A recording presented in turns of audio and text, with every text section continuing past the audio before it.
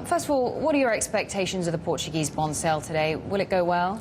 I think they will get away with it. And, you know, the reality is that the Irish sale yesterday went successfully. But having said that, I think we've got to recognise that for the foreseeable future, these elevated spreads of, you know, Portugal, Ireland, Greece versus bunds are probably going to stay at around current levels.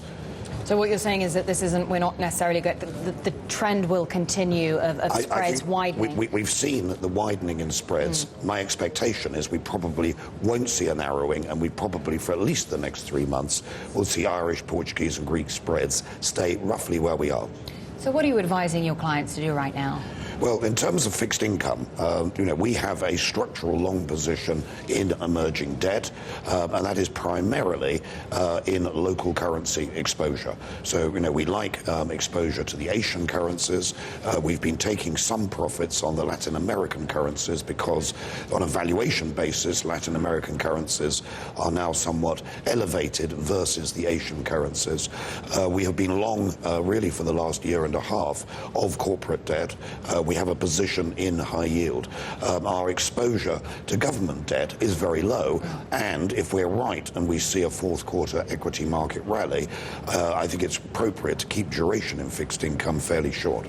So you're focusing mainly on corporate debt and emerging debt. Correct. Staying away from Eurozone and US government debt. What do you think will fuel an equity rally in the fourth quarter? I think we've got a number of catalysts. I think the first catalyst will be a change in investor expectations towards whether we have a double-dip recession or not. And we've consistently said we're going through a period of weak economic growth in America. We've obviously got problems in Southern Europe, but we don't think we're going into a double-dip recession. And I think that investors will wake up to that. I think, in addition, a change in inflationary expectations. So I think investors have been worried about deflation. I think we're going to have low inflation, but not deflation. I think two other points to make is that corporate earnings numbers for the third quarter, to be announced in October, November, are probably going to be consistent with the good numbers that we had in the second quarter. And don't forget that the amount of investor cash and corporate cash sitting on the sidelines is at a near record high. So which equities are you looking at?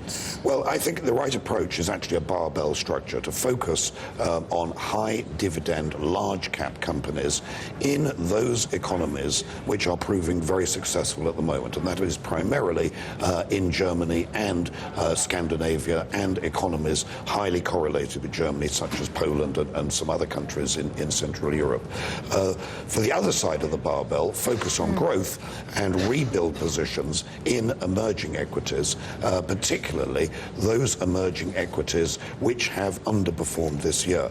So if, for example, if we look at China versus India this year, the difference in performance year to date is actually close to 35%. So we're now looking at a situation where China is cheap relative to India. If we're right and commodity prices stay on an albeit gentle uptrend, I think that's very positive for the Brazilian market, which has also underperformed this year. Bob, good to talk to you. Thanks very much. You. Bob Parker, Senior Advisor to Credit Suisse.